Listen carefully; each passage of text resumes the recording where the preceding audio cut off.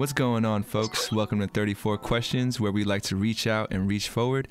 Today, I'm your host, 34, and today I have a very special guest. Ann Alvarado is in the building. How you doing, Ann? What's up? I'm doing good. How are you doing today? Or tonight, really? Yeah, I'm doing cool. I actually I work the graveyard shift, so right after this, we're gonna head out to work. Yeah. Damn. Yep. Yeah. Well, I'm doing good. It's my Friday, and I'm excited to just get the day over with and enjoy the weekend. But that's what's up. Cool. For those unfamiliar with the show, the flow of the show is basically we do some intro questions to set the tone, and then we do a little icebreaker, which is a spelling bee. Feel free to participate, or if you don't want to, it's all good too. And then we jump into the main dish of the interview. It's basically where you get to choose a number between 1 and 34, and we keep rolling with the conversation that way. And then we end everything with a few concluding questions. Sound good to you, Ann? Yeah, sounds good. Let's do it. All right. So first off, I just want to thank you for your time and this opportunity to reconnect and get to know you better. I appreciate it. I know it's not always easy to come on and record yourself and have it out there, but so just thank you. Hey, thanks for reaching out. I appreciate the opportunity. No doubt. And my first question for you is, how have you been? How you've been doing well? You've been going through it. How you been? Man, that's a loaded question, but I've been good. I've been blessed.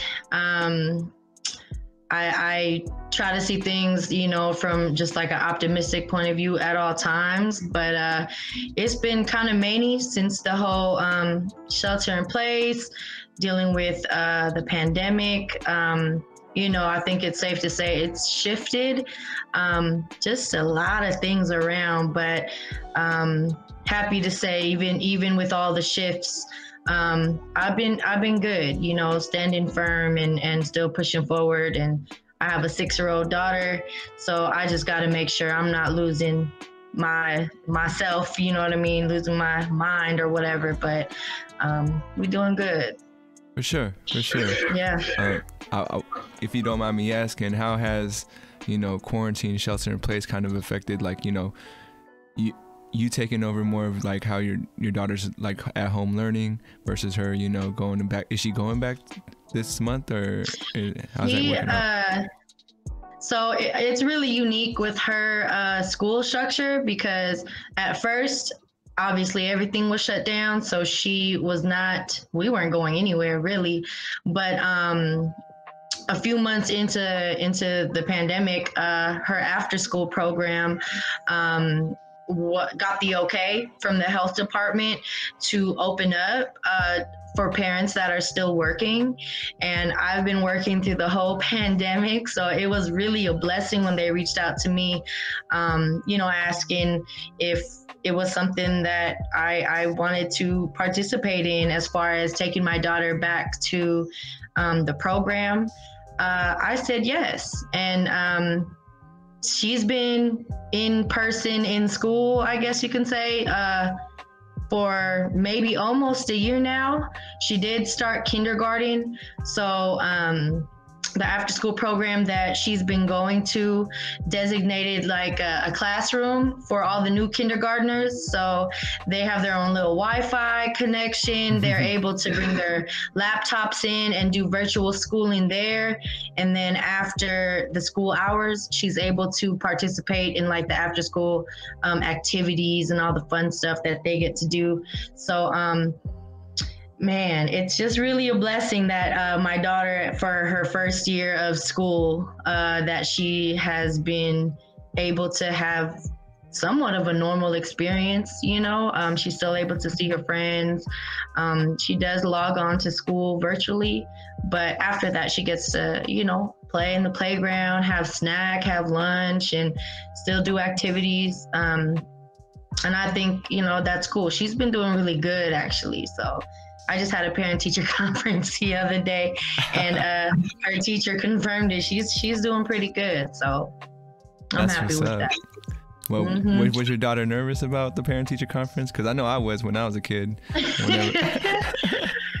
know what? I don't think she really grasped grasps what that is Okay, right now. I got you. She just knows I spoke to her teacher, but and checked in with her about how she's doing.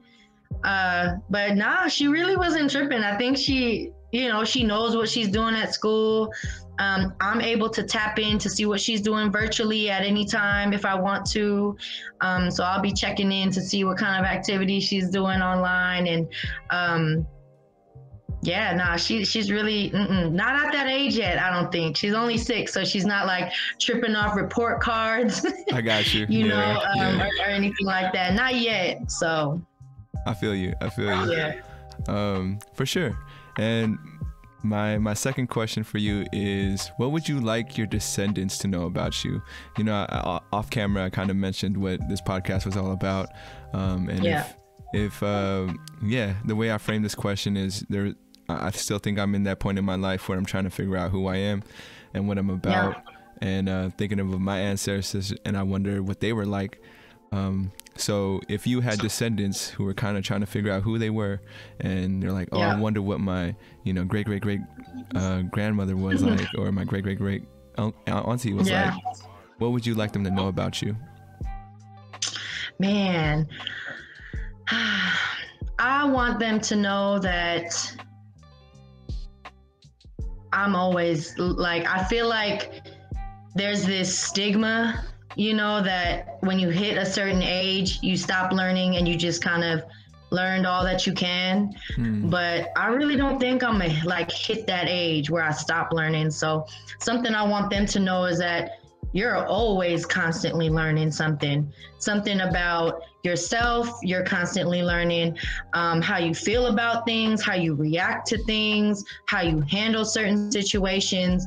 And honestly, if there's something that I wish, like, my descendants, my children, right, my nieces, nephews, like you said, like, they can remember about me, is probably just the talks we have when I'm dropping wisdom. And I'm not saying that because I know everything, but I know that I've been through some stuff, you know, in my life to help guide someone else, right? I've worked in the communities, and I honestly hope the young people that I've come into contact with, I hope that the students I've mentored or just really, you know, advised through some really challenging situations, I hope they remember, you know, just like words that I've said that's helped them, so they can pass that down. You know, I'm sure you have heard that saying, people won't always remember like your name, but they'll remember how you make them feel. Mm-hmm. So I know I've come into contact with a lot of young people, and even if they don't remember my name, even if they don't remember like a lot of things, I'm really hoping that something that I said to them, or some advice that I've given them, or you know, just times where I'm trying to tell them about having faith or keeping the hope, you know, up and alive. I hope that stays with them and sticks with them till they get older, so that, you know, they can pass that down. And I have a daughter, and I'm hoping that that's something she could pass down too. Like, hey, my mom taught me this. I remember when my mom said this, and, you know, or I remember this lesson, you know, I remember feeling this way, but then she helped me to understand it throughout the years. You know what I'm saying? So, yeah, I don't know if I'm rambling or not, but I'm hoping that my descendants understand that, yo, I never think I knew everything at one point in my life, but I'm always speak on, and I have always spoken on what I do know and what I do believe, and I stand very firm on like my faith, and I hope that's something that they remember about me. For sure. And don't worry about rambling. You know, I think you just let it flow, and you know, there's no time limit or anything like that on any question. Okay, for sure. Yeah. Cool. I was gonna say, what came up in my mind was you've been that person for so many youths. Do you remember anybody that kind of like played that role for you in your life?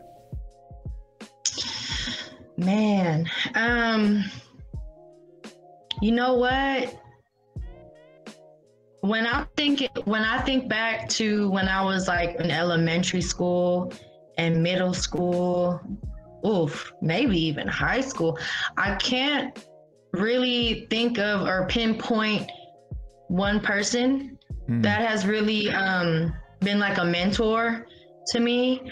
But the one person, and as cliche as this may sound, the one person that to me is the strongest person, or was the strongest person, was my grandma, my dad's mom.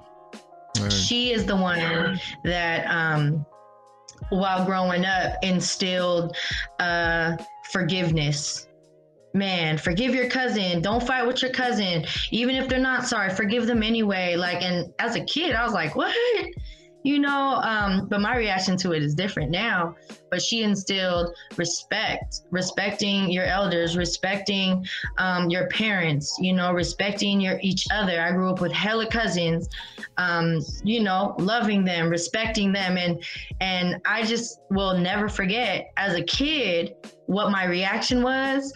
But it really was embedded into me. She really planted seeds, you know, when we were younger. And I think that's where I get like my faith from. And she never like stressed out about anything, I remember, but we were in some stressful situations back then. You know, I didn't grow up rich, you know what I'm saying? So I saw the struggle when I was a kid, and not being able to like have certain things, or not even being able to like go certain places or whatever. So seeing my grandma just stand so firm and stand so strong. She fed all of us, God knows how, you know what I'm saying? Like, when I remember, we didn't have much. So she is the person that always, I think, comes to mind when I think of like, where did I learn this from? Or like, what, you know, these seeds that are planted in me now that I'm trying to plant into, you know, the youth that I come into contact with, like, where is this from? And she always comes to mind because she was a strong ass woman, man. And she has just gone through and overcame hella stuff, you know, in her life. And I'm always remember that because, like I said, I remember how I felt as a kid. And then when she passed, it was right before my 18th birthday, and I was just about to graduate high school. So it created like an impact in me. You know, I knew she wasn't going to be there physically anymore. I knew I couldn't like run over to grandma's house to like run away from mom and dad. That safe haven, you know, it wasn't there anymore. So I think that the passing of my grandma really, man, it was a huge like self-reflection phase in my life as a young person, because I was in high school and like, you know, I didn't know who I was and whatever, but I'm just really happy that things that she instilled in us as young people really still stuck with us. And I say us because, you know, the cousins that I keep in touch with, man, we remember all that stuff. You know what I'm saying? And it's crazy that you're asking me this, because in March, it was my grandma's birthday. We celebrated her heavenly birthday. And I posed a check-in question to like my cousins. I know that's some like, that's something I would do at program, but I thought it would be kind of cool to do with like my family. And I just asked them like, okay, y'all, think about your most like fondest memory of mama and we'll share, you know? And they were all kind of like, dang, I ain't been asked that before. And it was a lot of self-reflection going on in the room, but it was good self-reflection, right? Yeah. And I just remember everyone sharing their stories, and I'm like, you know what? At the end of the whole check-in or discussion or whatever you want to call it, I just remember feeling like, wow, she really instilled all this stuff into us, and we still remember it. And I'm so happy that we do. And it was just really good. So, dang, that's a good question. That's a good question. That was a great answer. For sure, my grandma knows. Yeah. Oh yeah, For yeah. sure. No, thank you for sharing. That was you know, I don't know your grandma, but she sounds like, you know, a very powerful woman, and you know, she lives on, you know, through your cousins. Oh yeah. And I think that energy that you provide with the youth, you know, is her flowing through you, you know, especially if she's made that impact. Yeah. No doubt. I received that. Mm-hmm. My third question for you is, how would you like to be honored? If I was gonna tell myself today I'm gonna do something to honor Marianne, what kind of act could I do? What kind of you know, what could I do to honor you? Oof. This is such a weird question for me, I think, because who sits around and thinks about that? Like, this is how I want people to honor me. When I go out, y'all better do this. I mean, I know we joke about that, you know, from time to time. Like, when I go out, I better see this at my home going, or I want to see this, or you got to have this. But, man, the first thing that comes to mind is, man, I would love for all the people that genuinely love me to share like their most like favorite quote or something that I've said that has really stuck to them. I say this because, and I'm laughing because I still keep in touch with some of my my youngins from the Bayview. It's so amazing to watch them grow up into like these young adults, but they bring up memories that I don't remember sometimes, where they'll be like, remember when we were in the teen center and you said this, or you were singing and then it sounded like this. And they're bringing up so many like funny moments that I wish I could like read them all. I wish I knew what people remembered about me, or, you know, if there was a conversation that I had with somebody, like what stood out to them and what is something that they're going to remember, you know, that I said. People that know me, I talk a lot. I think that's what they think about me. But you know, in all that talking that I'm doing, like what is sticking to y'all, and you know, or what has helped you guys, you know, what is something that I've said or advised, or you know, yeah, what's something that I've said or advised in the past, or whatever that you are going to remember about me. I think that would be hella dope to like read or just know. So if you're gonna honor me, go get some poster boards and some markers or something. Go pick a wall somewhere, and I want to see like some really dope quotes that people remember about me. So that's dope. I think that's honored. Yeah. What's it called? You know, it's funny that you had mentioned how like crazy this question is. My dad, he, shout out to my pops, he listens to every episode just because he likes to see these conversations. But nice. He told me one day, he's all like, you know, that question is like hella random, you know, like he's like, you throw off everybody with that question, like no one's gonna be expected to be asked that question. It's such a weird question. Yeah. But I mean, you know, for me it's a good question though. Yeah, it's just a way, like, you know, I always think of that's what I think about sometimes. It's like, you know, how would that person would have liked to be honored, and they never got to say it. So yeah, you know, I mean, now I'm pretty sure there's gonna be a wall full of quotes to honor you one day. So hey, I received that. That's gonna be sick. That's gonna be sick. Yeah, for sure. But yeah, and my last question for you is, how well do you know yourself? And if it's hard to put into words, you could just do a scale from 1 to 10. Ooh, how well do I know myself? I mean, you know what? I'm gonna admit this. If you would have asked me this question like 5 years ago, I probably would have been like, I don't really know myself right now. Just because, you know, that was around the time where I had my daughter, maybe like 6-7 years ago.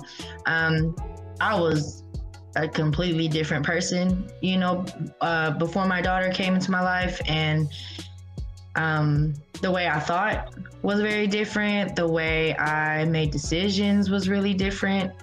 And what I was putting on my forefront, you know, as like important, my what is it? Like my priorities were kind of messed up, you know? But you ask me now, after being a mom, being a single mom at that, in the Bay Area, man, I feel pretty confident in today, you know, in this day and age, that I think I know myself pretty well. I think I know how I would handle certain situations. I mentioned earlier, I definitely stand strong on my faith. So I don't think there's a situation, and I'm saying that I don't know if I've said this out loud, but I'm pretty confident to say it. I don't think there's a situation that could come along that'll really rock my world too hard right now, and me lose my mind, or like I don't know what I'm gonna do. I'm gonna knock on some type of wood, but I got you. You know, I work in violence prevention, so I work with a lot of young people that deal with death and loss of loved ones all the time. I actually lost a youth leader last year when the pandemic like hit almost, and it was devastating. I think that situation and that loss, probably I came really close to like not really knowing what to do. I came really close to like feeling like it really like effed me up, you know what I'm saying, mentally and emotionally, and it was many. It was pretty traumatic, but I when I'm thinking back to how I handled that grief and how I handled myself, because I still had to run program. I still had to, you know, keep in touch with and stay connected to like 50 other kids. So, and then I also still had to I still had to be a mom, you know? So I think that situation, man, came close to really rocking my world, but stand really firm on, you know, on my faith. I love God. I believe in God. I don't think I'm religious. I don't say I'm religious at all. I think I'm very spiritual though. And I think I'm just very in tune with like who I think I'm made to be, you know, but I'm pretty confident that I know myself in a sense that I know how I would react in certain situations. When I am feeling like overwhelmed or a situation is overwhelming me, I think I have learned myself enough to know what I need to be okay in the moment, at least, you know. I know myself enough to know what like my self-care is right now, and that's something that really I learned recently, to be honest with you. But this day, like today, I feel pretty confident that, you know, I know myself in that sense, you know, where my mind is at. I don't feel like confused about anything. I've learned in the past like 6-7 years to really not be part of like negative ass situations that I don't want to be part of. The old me though, like 7 years ago, I probably would have felt like obligated. I probably would have just made decisions off the fluke just for temporary like comfort or temporary escape, you know what I'm saying? But now I couldn't even imagine myself thinking the way I used to be quite honest. And I know that I don't know myself. Like, I don't know who I'm about to be honest. Like, I don't know who I'm about to be. I don't know where I'm going to be in like 5 years. But I'm pretty confident that right now I know myself pretty well. For sure. Yeah, and actually you brought up a good point that just clicked in my head. It's like, even if you felt like you know who you are, you never know who you're going to be, you know, because things are going to happen that you can't foresee, right?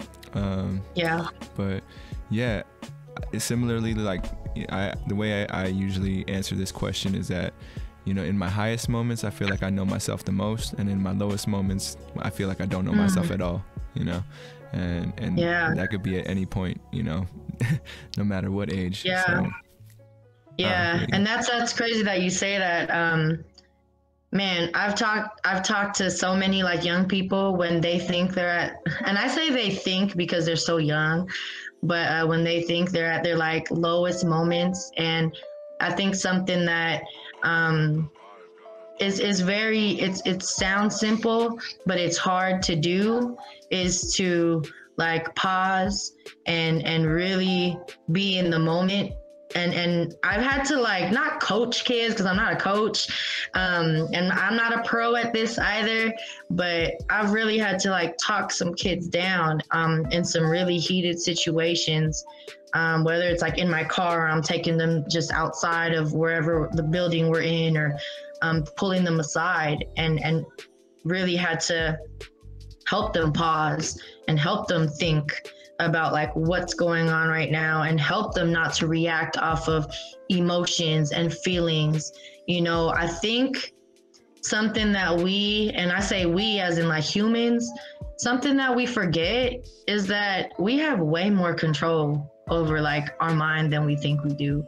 And people either forget that or they don't know that. So, and I think the result is humans, us, acting out in anger, acting out from our emotions, acting out, and it's not the best decision, you know, because we often tell ourselves, and this is like a culture, like we tell ourselves like, oh man, I can't do that. Oh, hell no, couldn't be me. You know, like we say little stuff like that, but what you say is what you're gonna receive. And if you ask any young people, I say that all the time, like what comes out of your mouth is what you're gonna receive, you know. So don't receive that.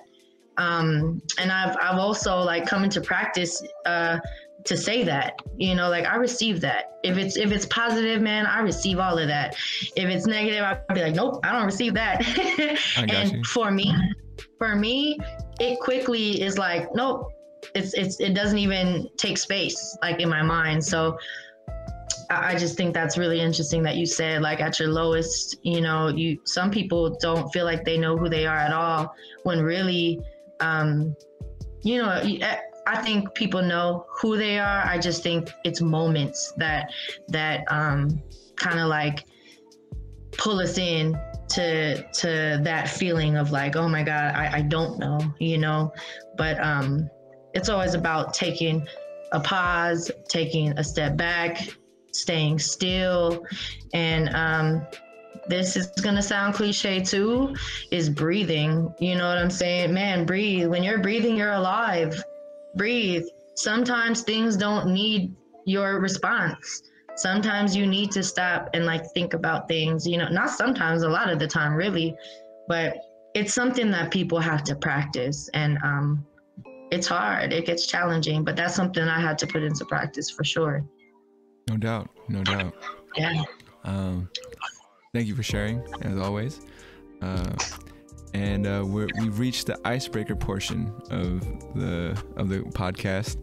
And shit. Would you like to participate? Okay. And if you don't, it's all good. I mean, I'm not no pressure. Spelling bee? It's just one word. Yeah. And if you get it right, you'll be invited back on to the spelling bee episode when I have guests come on, and whoever got the word right, they can come back on, and there'll be like a little bracket and a prize at the end. But you know, that'll be down the road. All right. Yeah, let's do it. I mean, I ain't been in the spelling bee in forever, so let's do it. I'll try. All right. And let me know if you've seen or heard this word before in a previous podcast. I don't know if you checked out any of the other ones. It's all good if you didn't.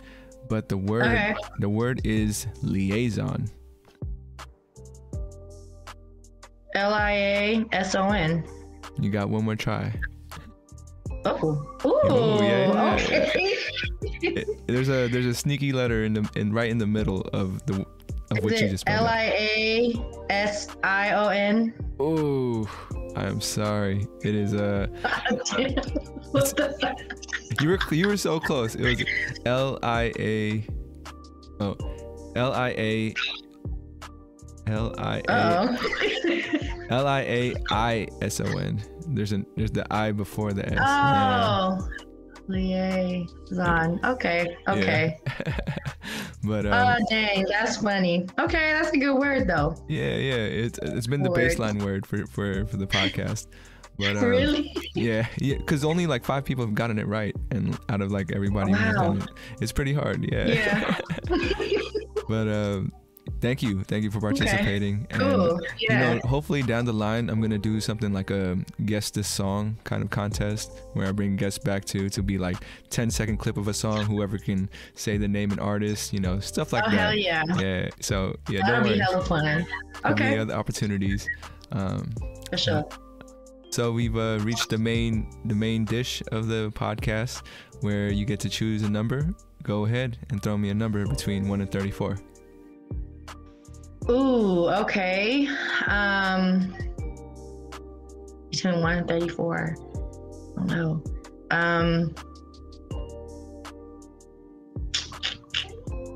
Let me see. I would normally pick 5, but I don't want to. Let me see. Right. Yeah, no. Let me see. I'll do like 15. I'll say 15. 15. I always stick to numerals of 5. Yeah. What does self-love mean to you? Ooh, self-love. That is a really good question.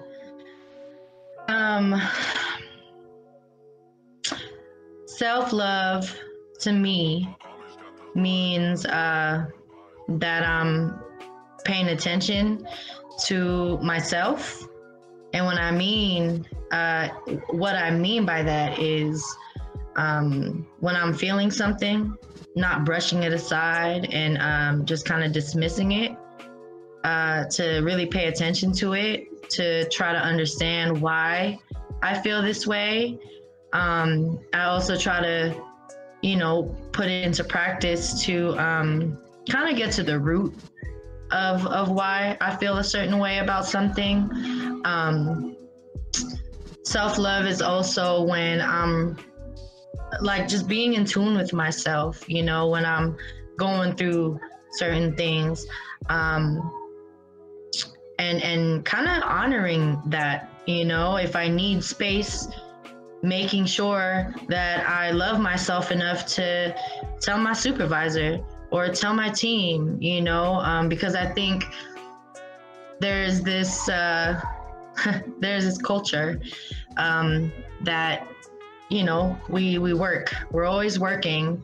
We work so hard, and we got to make sure everything is done, and we got to make sure everything is on point. And, everyone is trying to be not a perfectionist, but, they're trying to do everything that they can to the T.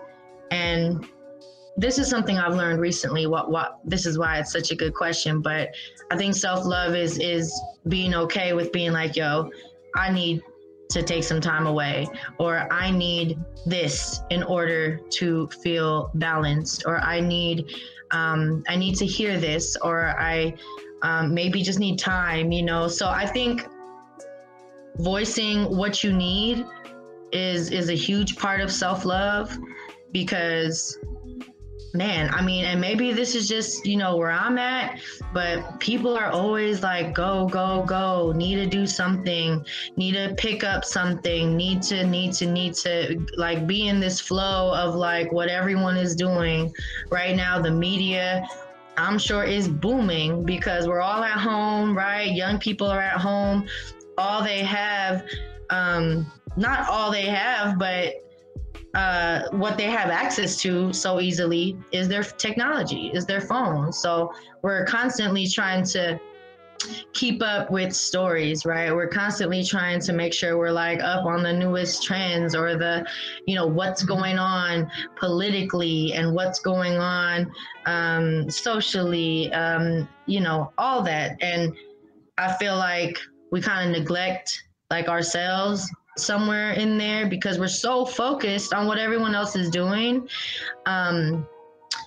Self-love is putting into practice, like healthy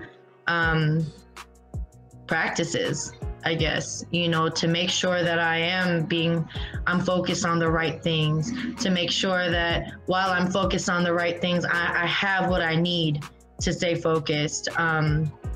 It's really paying attention to yourself, I think. And this is something I've learned. I work in violence prevention, and like I mentioned earlier, sometimes we are dealing with a lot of loss and a lot of just death and sadness. And I work in East Oakland, and I don't think it's a secret that East Oakland deals with a lot of stuff, y'all.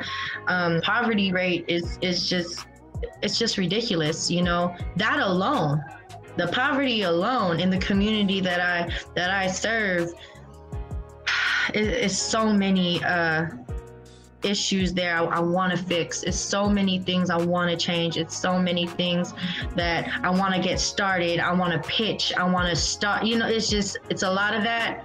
But I feel like there have been times, especially in this pandemic, where students and youth are sharing, experiences with me. They're sharing situations with me. And there was a point in this pandemic where I didn't realize I was just packing it on my back.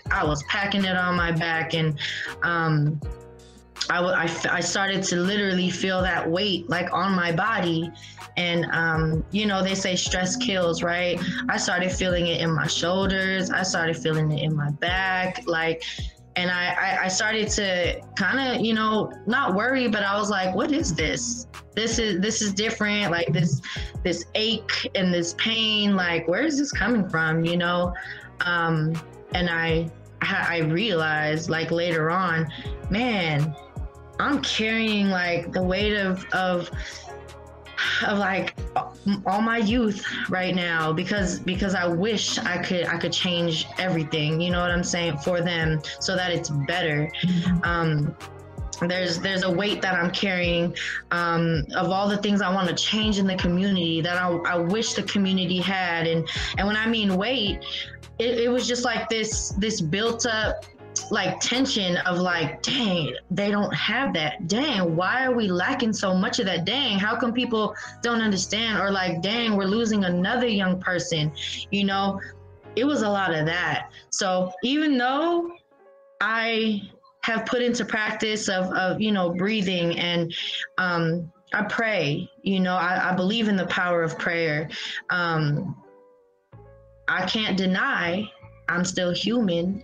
And I feel that, so I really had to practice like self-love and self-care and taking care of myself because, we've all heard the term can't pour from an empty cup. I realized I was just giving out water. And I didn't stop to kind of like refill myself. So, when I started to realize that that's where the aches and the pains I was feeling, like I figured that's where it was coming from. I started to really take a step back, and I started to, I had conversations with like my supervisor, and I was just really transparent with him. I was really honest with him, and I said, you know what, I can do this, but I'm gonna need this because it's a lot going on, with the kids. And when I became transparent with him was when I felt some of the weight lifted off, because now I'm being honest about it.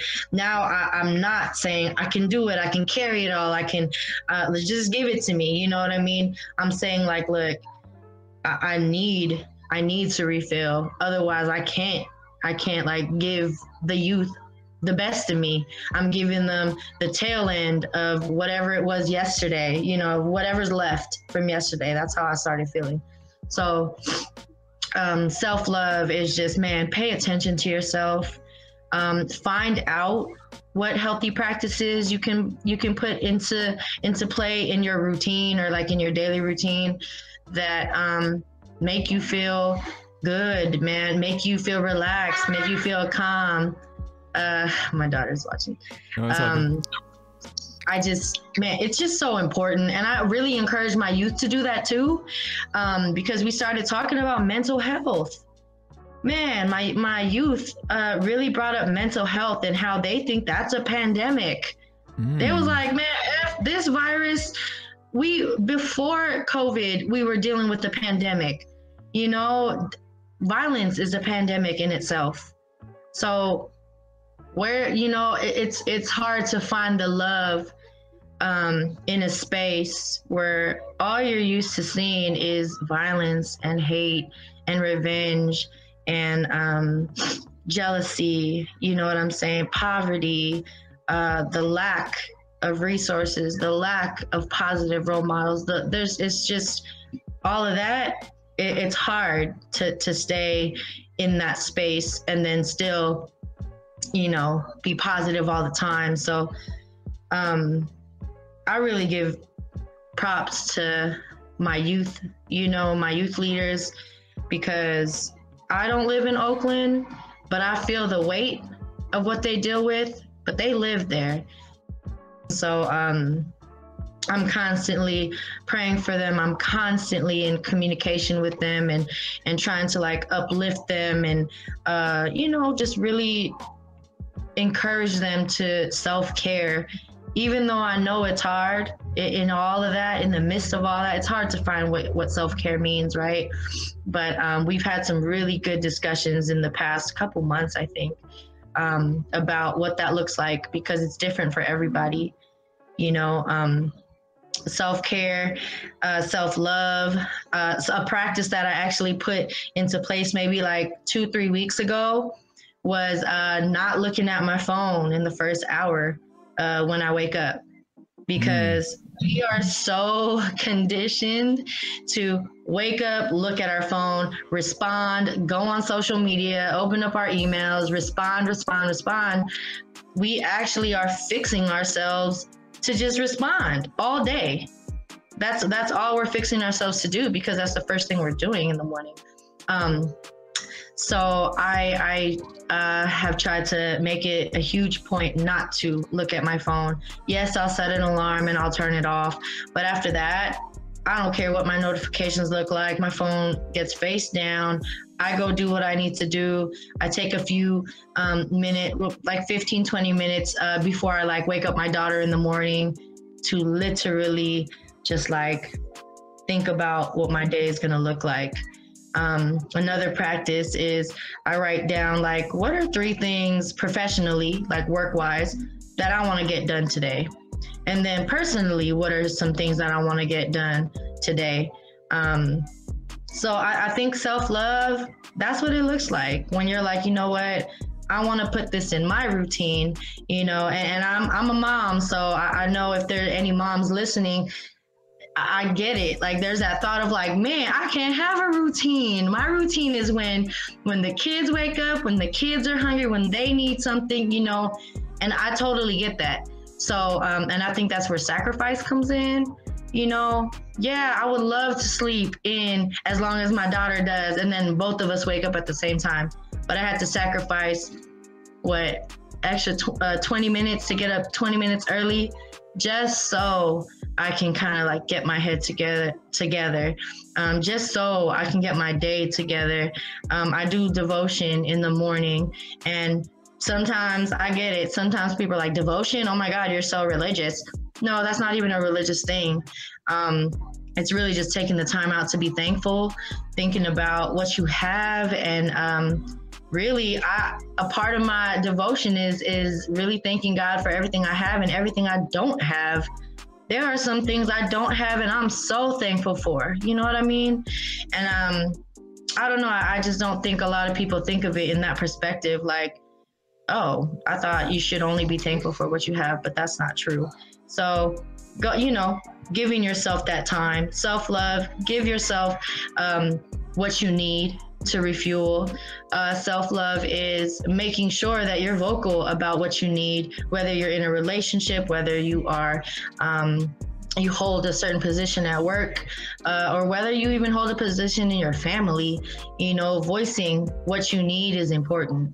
You know, you could still be a boss and express that you need something, right? Because leaders, we need something, you know, sometimes too. And self-love is really investing in yourself, you know.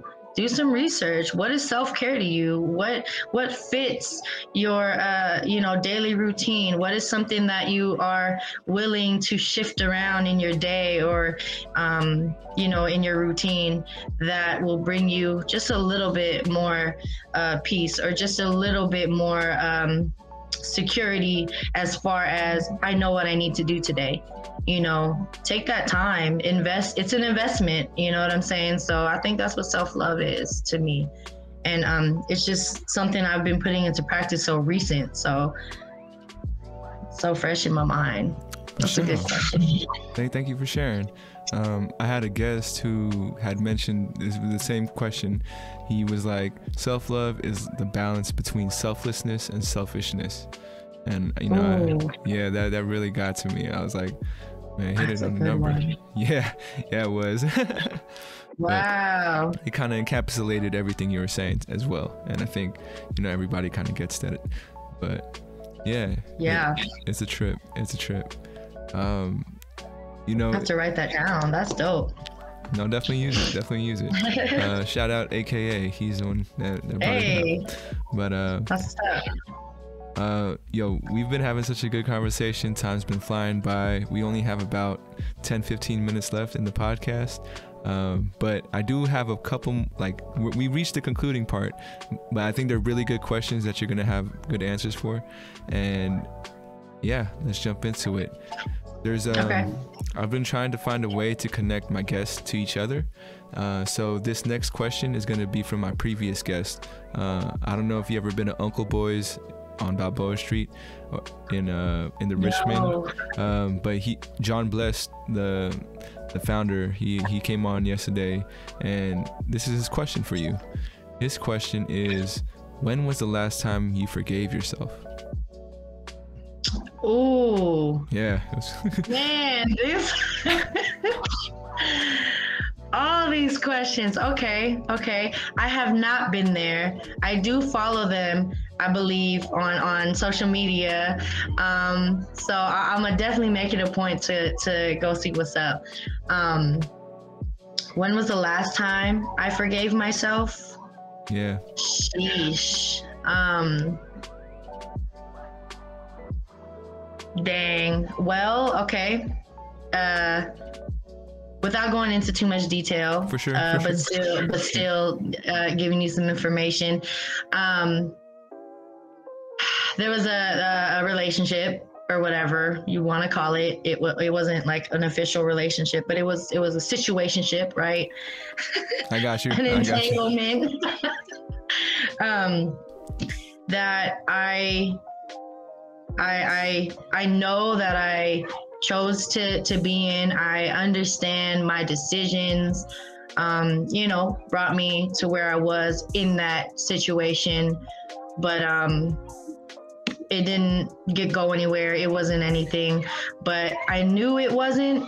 And I think I still try to make decisions in maybe some type of hope that it would be.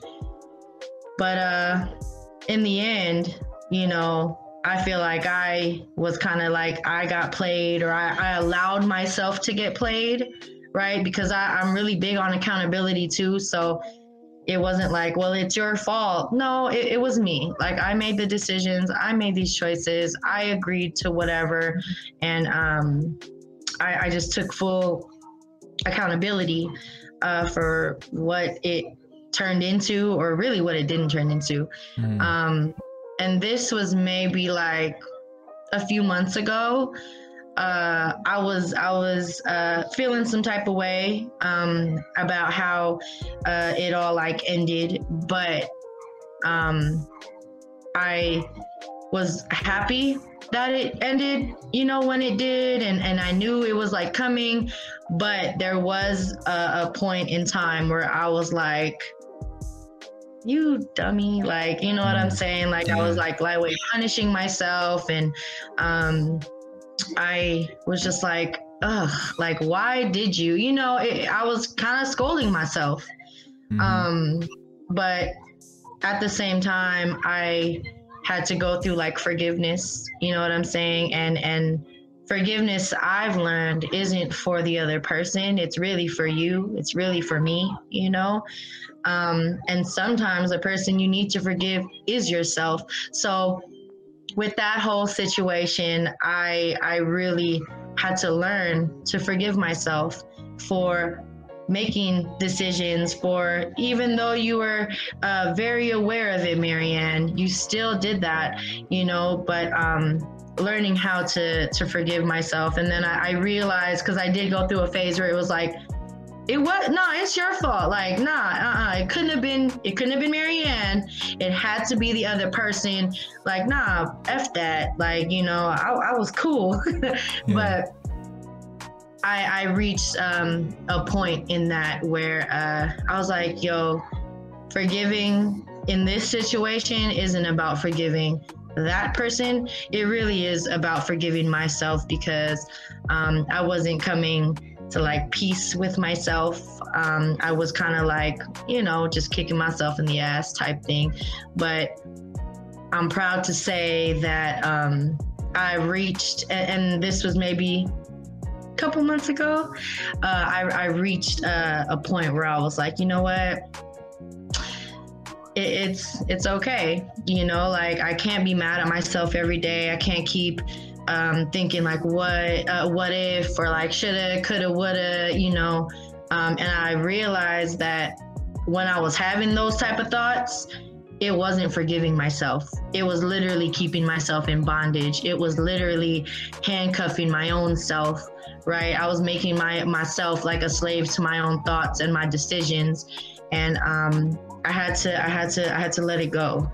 So that honestly and transparently is the last time that I had to really forgive myself. And it was a process. It wasn't one day I woke up and I was like, okay, self, I forgive you. That was stupid, but I forgive you.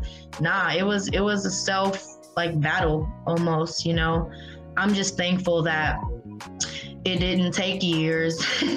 I'm thankful that I was aware as I was during that situation. And that I really learned accountability the way I know it now. And I think all of that helped me to forgive myself, because I just wasn't being like ignorant to my own decisions. You know what I'm saying? So yeah, that's pretty recent. That was the last time, I think. Yo, thank you again for opening it up. I know it's very difficult to speak on, any kind of relationship. So I appreciate that. And I think, that was a really great answer. And that one was a heavy one. And I remember when John said it, I was like, ooh, it's going to be a tough one for sure. Man. Now, if you see him at Uncle Boy's, you could be like, I answered your question on 34 questions. But yeah. Heck yeah. The next question is, what would you like to ask the next guest that comes on the show? Ooh.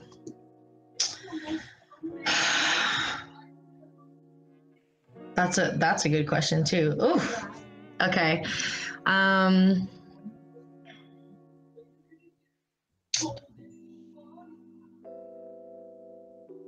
Dang. Okay, if I could ask the next guest a question, it would probably be,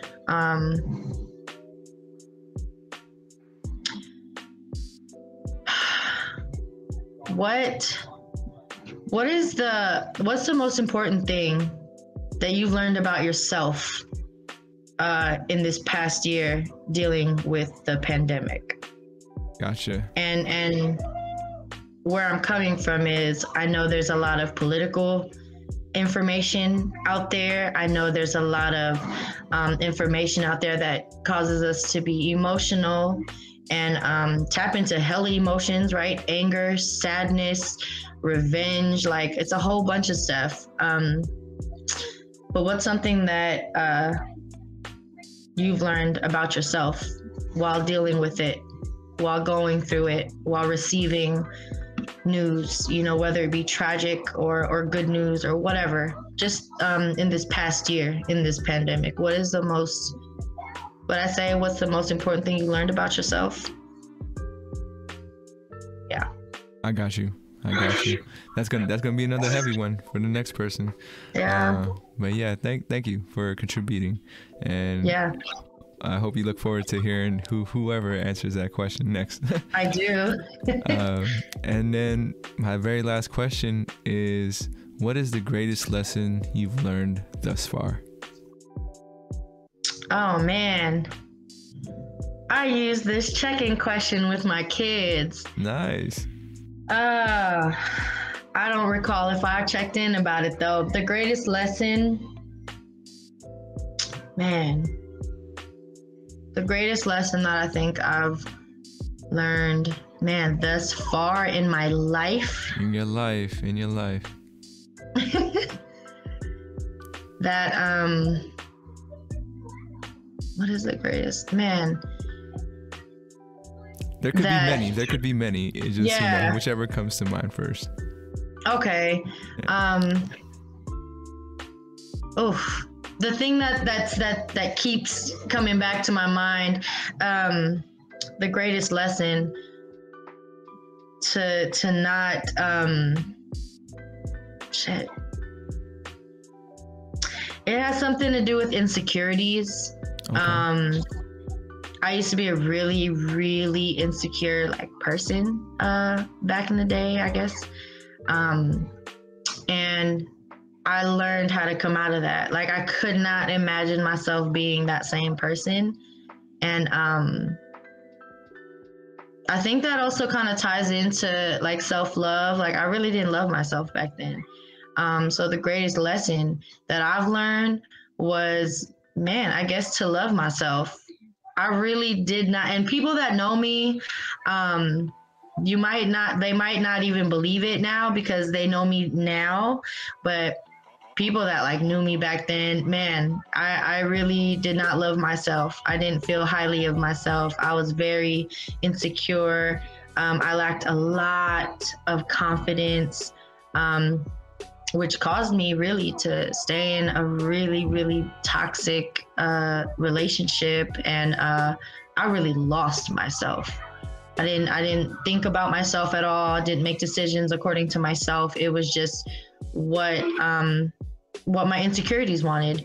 And I think the greatest lesson really was, man, when I had my daughter, something switched in my head, a light switch turned on, and I became this I was a protector. As a mom, as mothers, we're natural protectors. And I can honestly say that I felt that shift in me, in my mind, mentally, emotionally. And I couldn't live with myself if I didn't love myself, and then I was going to raise a young girl. That wasn't going to happen. So loving myself and really understanding that who I was, man, that wasn't me at all. So it was really unlearning a lot of stuff too. So yeah, that's definitely my greatest lesson for sure. Thank you. Yeah, we reached the end of the podcast. I hope you had fun. This was totally fun for me.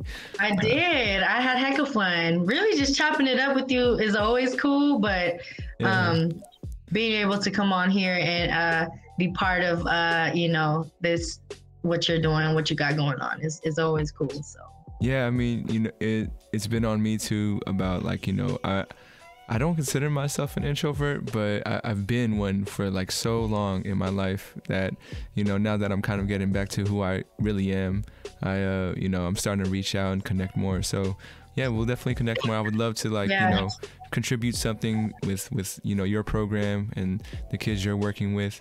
I would, you know, love to have, you know, some kids come on here and they do 34 questions, you know, just to get their perspectives at their age. We'll see what happens, but That would be dope. Yeah. yeah. Let me know. All right, yeah, we'll do. And thank you to the audience out there who checked out the episode. Thank you for your time. Thank y'all. Yeah. And I will, like, I'm trying to, I still don't have a great way of ending, you know, like cutting it off, but Yeah. I'm still trying to figure it out. And